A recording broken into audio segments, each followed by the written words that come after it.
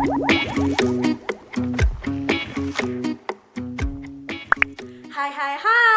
perkenalkan, nama saya Julita Melasentia dari Prodi Pendidikan Bahasa, Sastra Indonesia dan Daerah, Fakultas Keguruan dan Ilmu Pendidikan Universitas Mula Warman.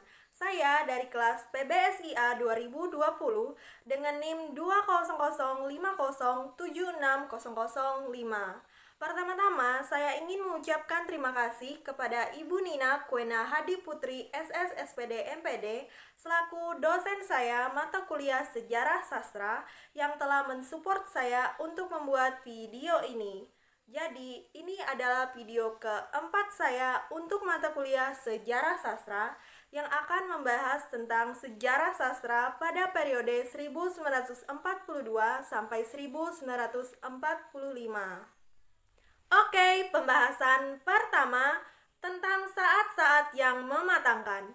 Jadi, dijajah Jepang selama 3,5 tahun merupakan saat-saat yang penting dalam sejarah bangsa dan juga sastra Indonesia.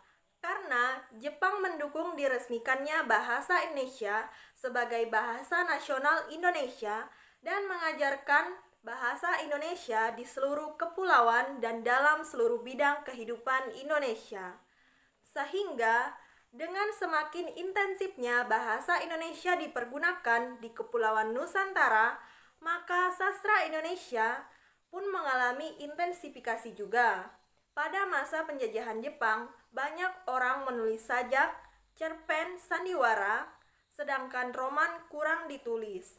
Pembahasan kedua tentang para penyair pada masa penjajahan Jepang. Yang pertama ada Usmar Ismail. Dalam sajak-sajaknya yang permulaan, terasa kepercayaan terhadap Jepang akan membawa kemerdekaan bagi Indonesia. Tetapi kemudian ia pun segera menemukan kekecewaannya dalam sajaknya yang berjudul Diserang Rasa. Karangannya berisi rasa was-was dan ragu kepada kesungguhan janji dan semboyan Jepang. Yang kedua ada Amal Hamzah, seorang yang kasar dan sajak-sajaknya sangat naturalis. Juga dalam sandiwara-sandiwaranya dan cerita sketsa yang ditulisnya, sensualisme sangat kentara. Adapun para penyair-penyair lainnya seperti Rosihan Anwar, Anas Ma'aruf, MS Asar, Mara Amin, dan Nur Jamsu. Pembahasan ketiga tentang pengertian dan ciri-ciri cerita pendek. Jadi, cerita pendek atau cerpen adalah salah satu karya sastra yang berbentuk prosa dan hanya memiliki satu tahapan alur cerita.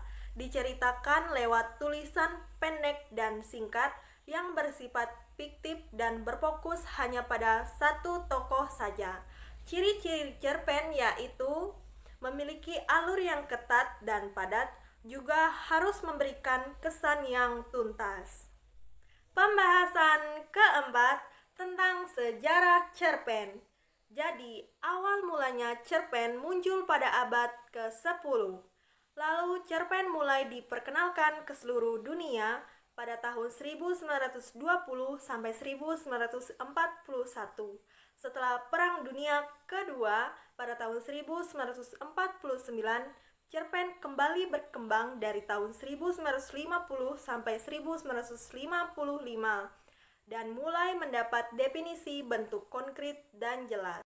Adapun di Indonesia pada zaman penjajahan Jepang, cerpen-cerpen yang diterbitkan yaitu Anak Laut karangan Usmar Ismail H.B. Jasin pada tahun 1922 dan juga Jejak Langkah karangan Bakri Siregar pada tahun 1953. Pembahasan kelima tentang drama.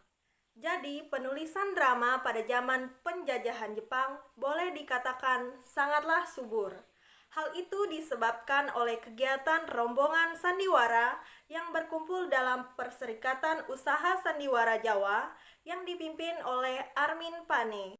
Adapun pengarang Indonesia yang membuat sandiwara pada masa penjajahan Jepang yaitu Pertama, Armin Pane dengan sandiwara yang berjudul Jinak-Jinak Merpati pada tahun 1953. Yang kedua, Abu Hanifah dengan drama yang berjudul Taupan di Atas Asia pada tahun 1949.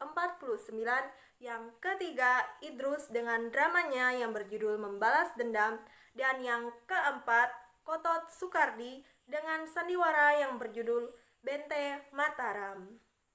Sehingga dapat diambil kesimpulan sejarah sastra pada periode 1942 sampai 1945 muncul sejumlah sastrawan yang mulai memakai bahasa Indonesia, dan angkatan ini muncul menjelang kemerdekaan Indonesia, di mana saat itu kehadiran Jepang menarik simpati bangsa karena bangsa Indonesia diperbolehkan menyanyikan lagu Indonesia Raya dan juga memakai bahasa Indonesia.